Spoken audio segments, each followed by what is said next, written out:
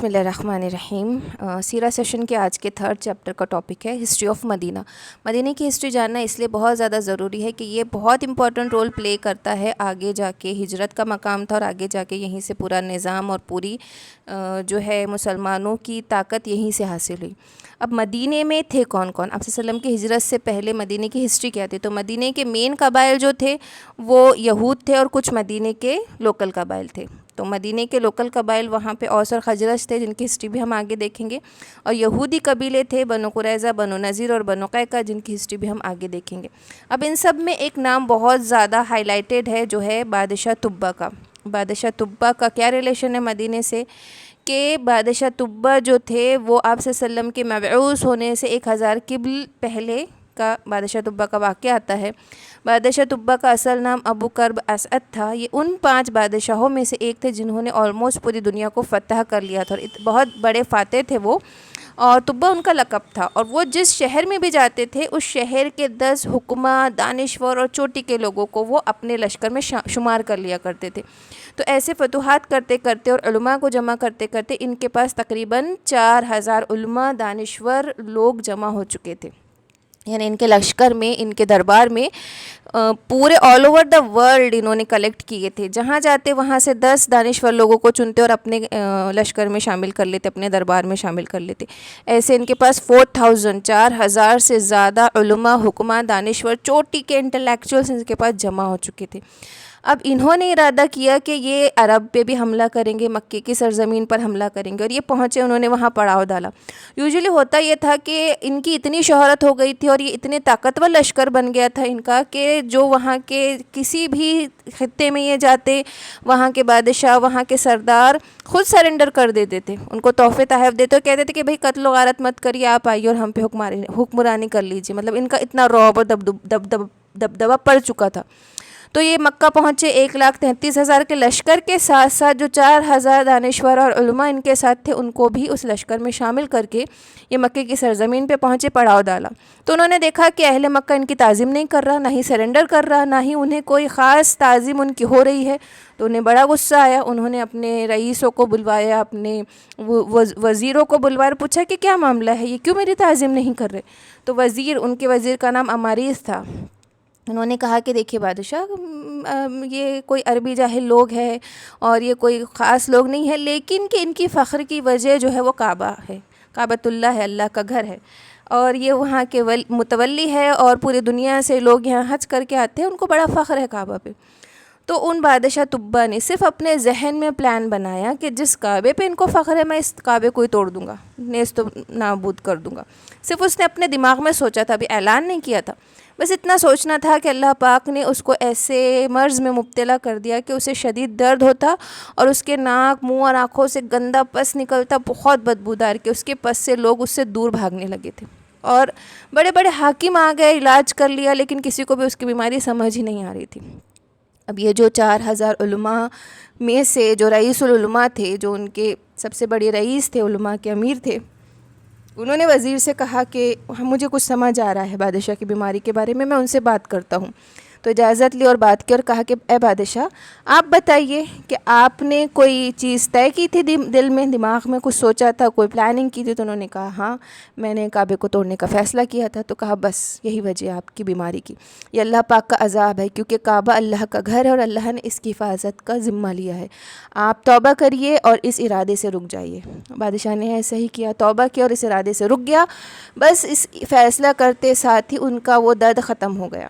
تو وہ بھی کنوینس ہو گئے، اس اللہ کے گھر کی عظمت پہ وہ بھی کنوینس ہو گیا۔ انہوں نے روانگی کا فیصلہ کیا۔ اب جب یہ مکے سے نکلے سفر کرتے ہوئے اور مدینہ پہنچے، مدینہ اس وقت چٹیل میدان تھا، اور مدینہ میں جب یہ پہنچے اور رات بھر پڑاؤ کیا، تو وہ جو 4000 جو علماء تھے، دانشور،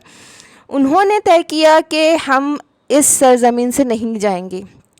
کیونکہ وہ اہل کتاب تھے، انہوں نے اپنی کتابوں میں یہ پڑھ رکھا تھا کہ یہ مدینہ کوئی معمولی جگہ نہیں ہے، یہ آخر الزماں نبی کا یہ ہجرت کا مقام ہونے والا ہے، ختم النبی کا یہ ہجرت کا مقام ہونے والا ہے تو ہم ان کا ساتھ دیں گے، ان کے امتی بننے کا شرف حاصل کریں گے، چاہے بادشاہ میں قتل کیوں نہ کر دے، ہم اس جگہ کو نہیں چھوڑیں گے۔ ان سب نے یہ متفق فیصلہ کیا، اور دوسرے دن جب بادشاہ روانگی کے لیے تیار ہوا تو انہوں نے سب نے کہہ دیا کہ نہیں، ہم نہیں جائیں گے۔ تو بادشاہ نے کہا کیوں؟ تو انہوں نے بتایا کہ ایسی ایسی بات ہے، ہم یہاں رکنا چاہتے ہیں، ہم جب آپ سے کوئی نبی محمد صلی اللہ علیہ وسلم جب ہجرت کر کے آنا چاہے آ جائے تو ہم ان کا پورا پورا ساتھ دیں گے۔ تو بادشاہ بھی متاثر ہوا، ایمان لے آیا، اور اس نے کہا کہ میں بھی رکتا ہوں۔ اس طرح وہ 1 سال رکے، کنگ طبہ جو تھے، بادشاہ طبہ، وہ 1 سال تک رکے کہ میں بھی انتظار کرتا ہوں نبی کا۔ لیکن اوبویسلی ٹائم بہت باقی تھا، 1000 سال یا غالباً 700 سال باقی تھے۔ آخر کو انہیں اپنی سلطنت بھی سنبھالنی تھی تو وہ مکہ گئے، وہاں پہ انہوں نے طواف کیا اور 7 غلاف چڑھائے کعبے پر، اور کعبے کو غلاف چڑھانے والے، کسوہ چڑھانے والے سب سے پہلے شخص یہ تھے، ابو کرب اسد بادشاہ طبہ۔ اور انہوں نے 7 غلاف چڑھائے اور ایک خط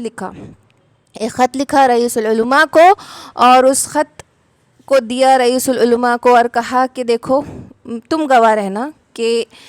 اگر تمہارے زمانے میں، آپ کے زمانے میں نبی آ گئے، نبی پاک صلی اللہ علیہ وسلم آ گئے تو یہ میرا خط دینا، میں تمہیں گواہ بناتا ہوں، اور اگر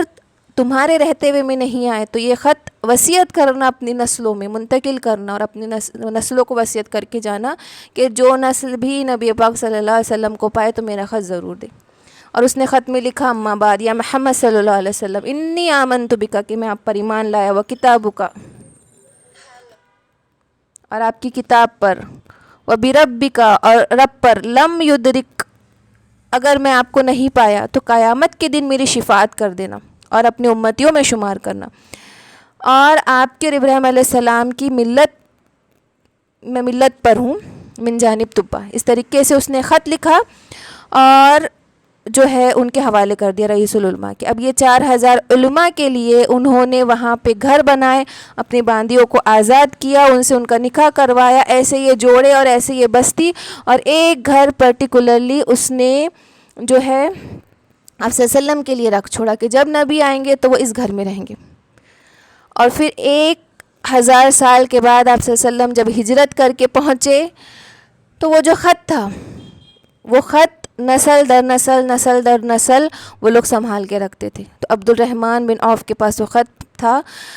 تو جب آپ صلی اللہ علیہ وسلم نے ہجرت کا فیصلہ کیا تو عبد الرحمن بن عوف نے اور باقی لوگوں نے، ان کی نسلوں کے، ان علماءوں کی نسلوں کے فیصلہ کیا کہ ہم آپ صلی اللہ علیہ وسلم کی ہجرت سے پہلے ان بادشاہ کا مہر لگا ہوا خط آپ صلی اللہ علیہ وسلم کو بھیج دیتے ہیں۔ تو انہوں نے ابو لیلہ کو طے کیا اور ابو لیلہ وہاں سے نکلے۔ اب روایت میں فرق ہے کہ آپ صلی اللہ علیہ وسلم یا تو ہجرت کے لیے نکل چکے تھے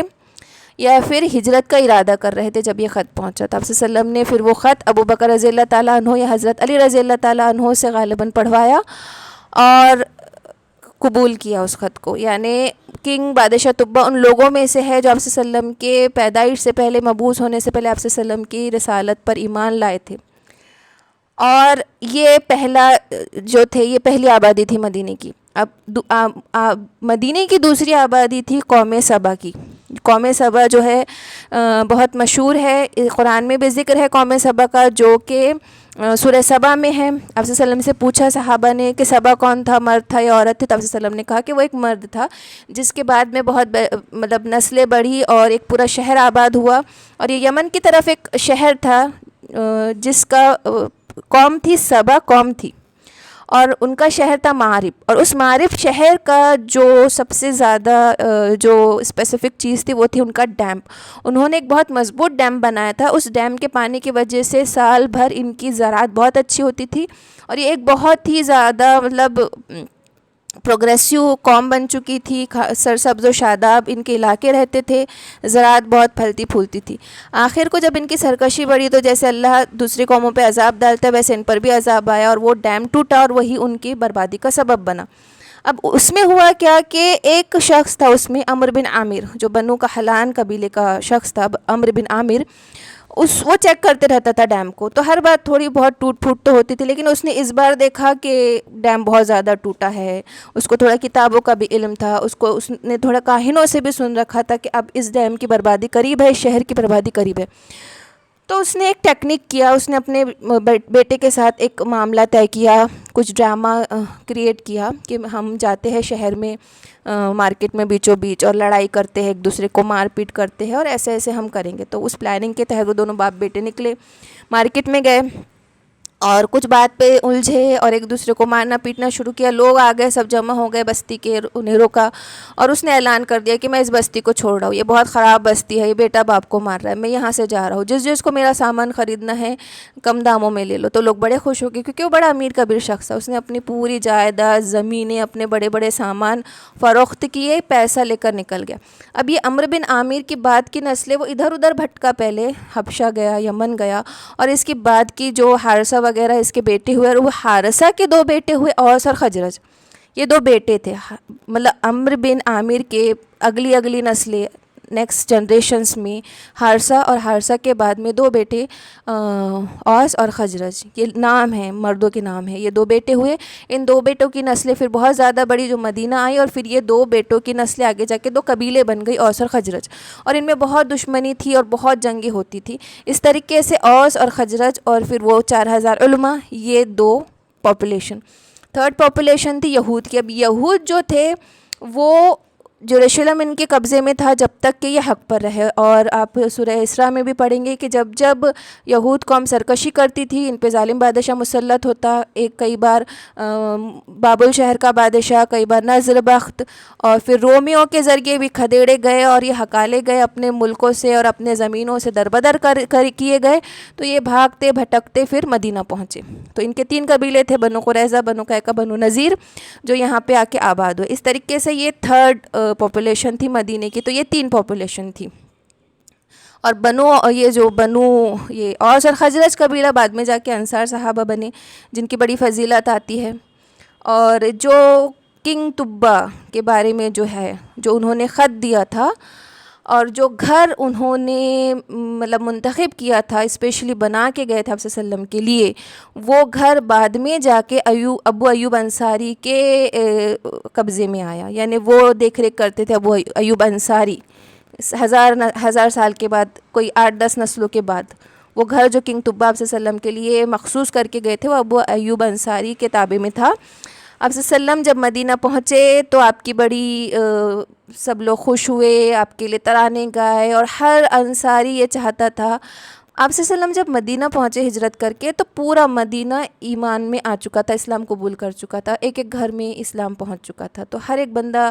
اس قدر محبت سے پیش آ رہا تھا آپ صلی اللہ علیہ وسلم کے ساتھ، اتنے جذبات کے وہ لمحات تھے، اور لڑکیاں ڈف بجا رہی تھی اور صحابہ اشعار پڑھ رہے تھے انصار قبیلے کے، اور ہر کوئی چاہتا تھا کہ آپ صلی اللہ علیہ وسلم ان کے گھر میں رکے، ان کی مہمانی قبول کی، لیکن آپ صلی اللہ علیہ وسلم نے اپنی اٹھنی کو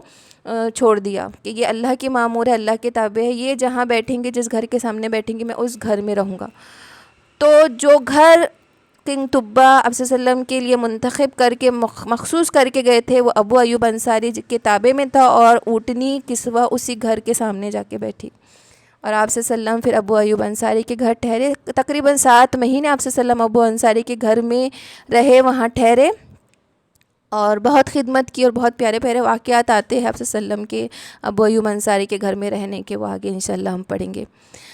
اور بہت زیادہ فضیلت ہے مدینے کی، کیونکہ مدینہ ہی وہ جگہ تھی جہاں اسلام نے پاور کنسولیڈیٹ کیا، ایک معاشرہ بنا، اس معاشرہ میں